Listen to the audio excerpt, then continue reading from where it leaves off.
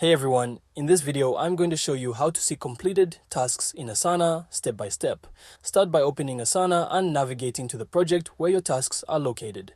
Make sure you're in list view because this makes it much easier to see completed tasks. If you're in board view or timeline view, you might need to switch to list view first to follow along. Once you're in the right project and view, look above your task list for the filter button.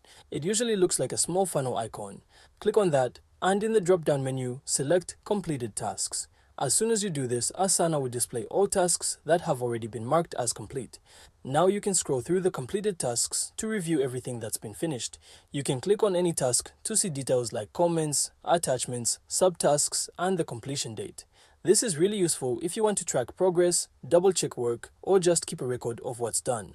If the task list feels too crowded, or you want to go back to only seeing tasks that are still in progress, simply remove the filter or switch back to incomplete tasks. It's a quick toggle and makes managing your project much easier. And that's it. That's how to see completed tasks in Asana. We have plenty more tutorials just like this, so if you found this helpful, make sure to leave a like, subscribe to the channel, and I'll see you in the next one.